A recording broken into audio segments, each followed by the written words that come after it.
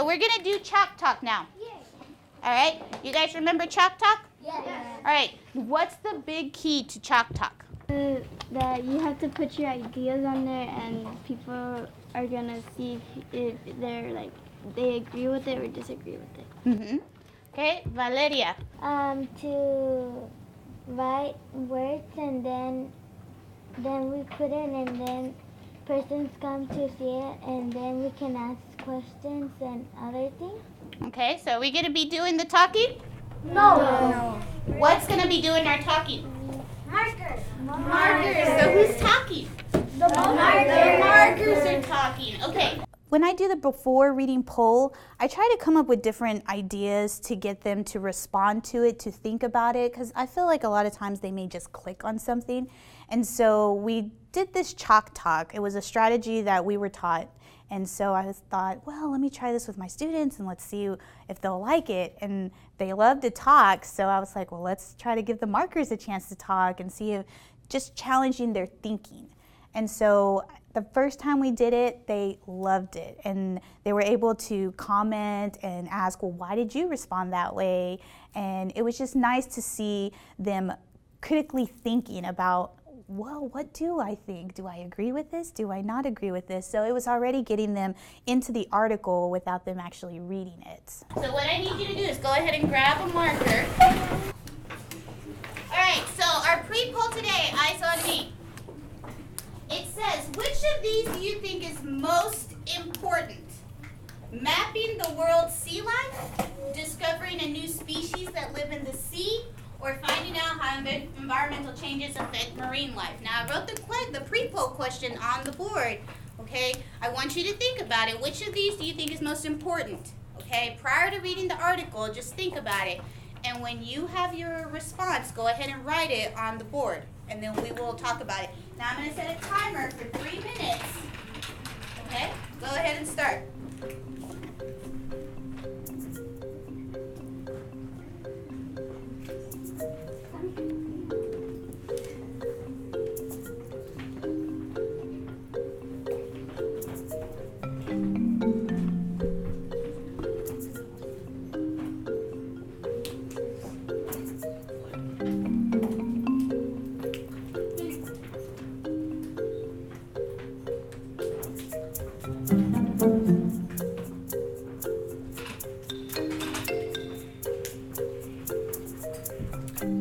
So look at our board.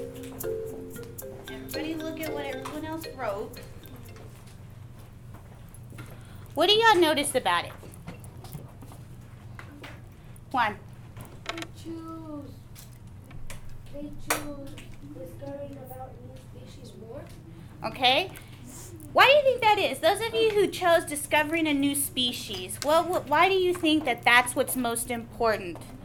Santiago. Because then, like, if they learn new species, they can get more information about life. Okay, that's one thing. Good. Eileen?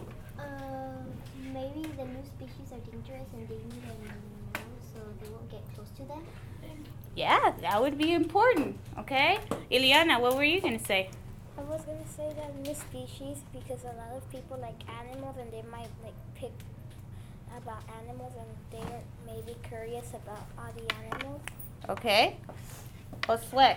To know about species because you need to study them. Okay. Now, what would be a reason to study a new species? Why do you think we may need to know about some of these new species? Because probably they like that species and they want to discover it. Okay. Diana? Maybe it's dangerous for the sea. Okay. You know what I was thinking about? I thought if we discovered a new species, maybe they could cure something. Because, you know, there's some diseases out there that we still don't have a cure for. So what do you think scientists do? Try to help. They try to help. They try to discover new remedies and stuff. So maybe there's a creature out there in Antarctica that might lead to one of these, right? Discoveries where we can find a cure. So that's why I thought, oh yeah, I think definitely discovering a new species might help. All right, go ahead and take a seat. Now, step 2 in the article, guys, as you read, remember to highlight the main idea and the supporting details. Now, where do we locate those main ideas? Iceberg. First paragraph, we've located in the first paragraph. Now make sure as you're reading that you're highlighting the details that go with that main idea. Setting the purpose, remember, right here in your reading connections, you can click the little arrows and then it says setting the purpose, and here you can type in your notes.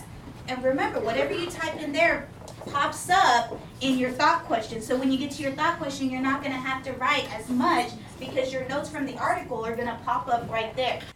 Now I saw the value in creating a flip chart with all of the steps broken down, because in summer school we did this Achieve Intensive, and I saw how the 5th graders who didn't pass with the first and second round, immediately just in 2 weeks we saw progress using this Achieve 3000, and some of them did pass in this 3rd round, and I was like, wow, there's something to this.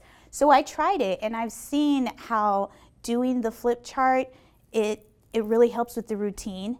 And it's a pre-made flip chart. So once you've done it once, I just go in and I just change the images, because it's the same 5 steps for every single article.